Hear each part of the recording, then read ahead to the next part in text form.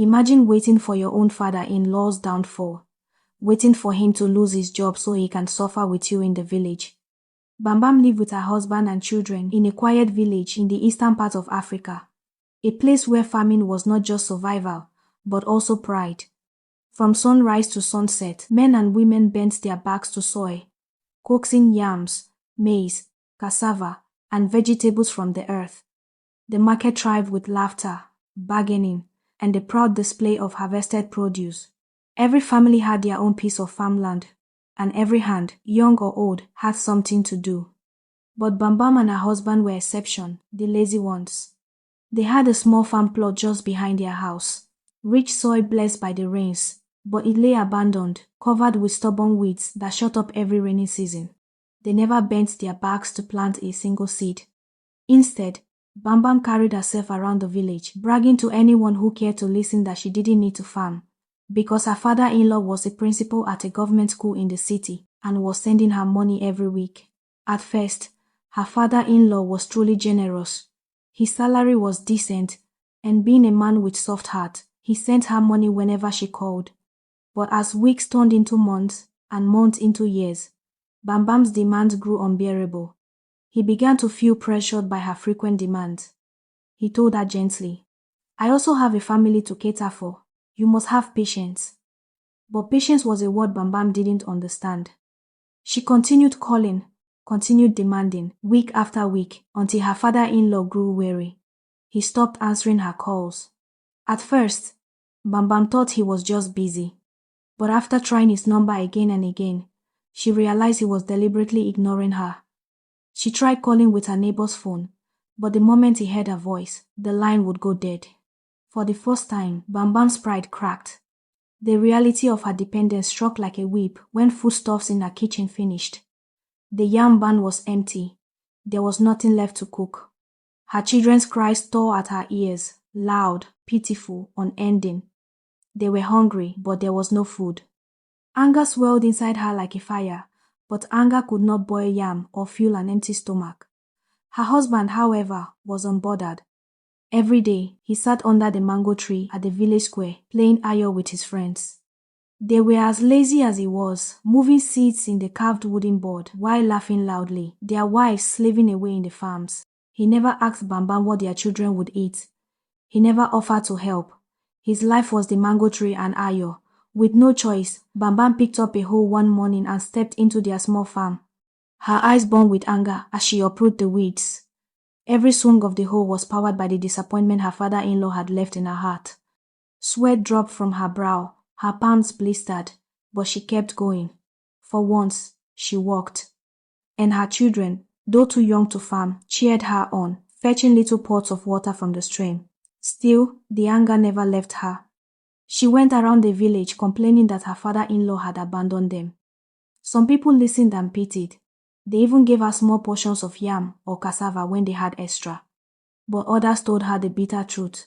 Your father-in-law owes you nothing. If you want food, work harder. Bambam's pride burned. Instead of heeding their advice, she pulled away. She stopped greeting them and gave them distance, convincing herself that they were jealous of her city connection. Deep inside, she told herself one thing. One day, her father-in-law would lose his job and come to suffer like her. And when that day came, she would not pity him. Bambam was a woman who carried bitterness in her heart like a load of firewood. She kept nursing a wicked hope that one day, her father-in-law would lose his job and return to the village empty-handed, just like every other government worker. She had seen it happen countless times.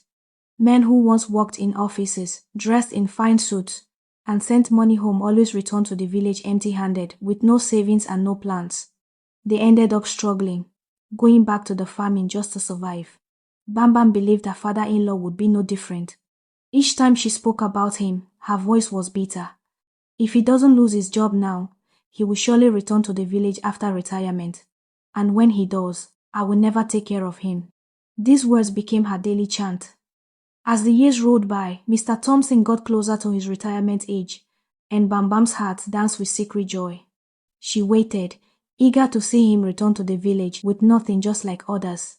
5 years later, her good news came. Her father-in-law had retired. When Bambam heard it, She almost lost control of excitement. She danced around their small compound, praising God loudly. To her, it was an answered prayer. She went around the village saying, "Karma has caught him. He abandoned us, now he will come back and suffer." A few weeks later, Mr. Thompson returned to the village with his wife and children. He heard the rumors Bam Bam had spread about him, but he wasn't surprised. Life had taught him that no matter how much you do for people, the moment you stop, they forget everything. So he ignored her.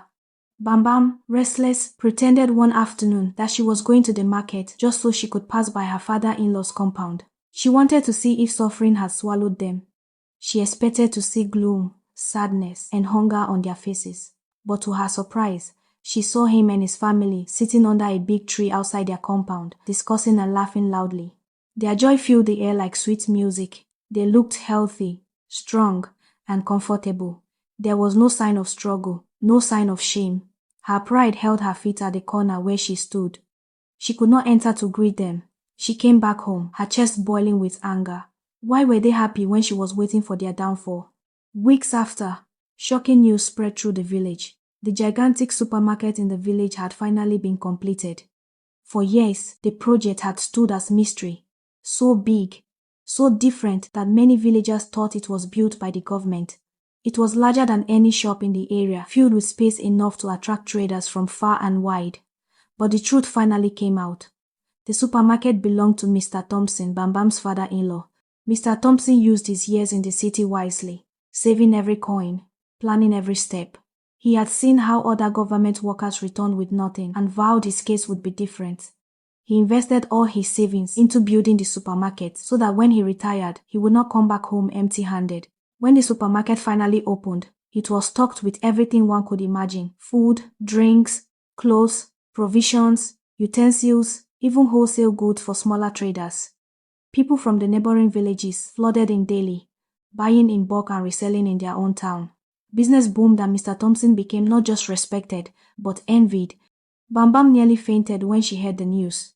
At first, she doubted it, but curiosity drove her to see it with her own eyes. When she got there, the billboard above the entrance was bold: Mr. Thompson's Supermarket. Her legs trembled. The realization hit her like a thunderbolt. For 5 years, she had been waiting, praying, and gossiping about his downfall. But instead of falling, he has risen higher than ever. Instead of begging, he had built an empire. Her waiting had been in vain. She felt shame wash over her, hotter than the afternoon Sunday. As she walked home, she remembered how she spread lies about him, how she spread shameful rumors, how she disrespected him, how she cut him off. If only she had kept a good relationship, maybe, just maybe, he would have given her a good position in the supermarket. But now, she had ruined everything with her bitterness, ungratefulness, and sense of entitlement.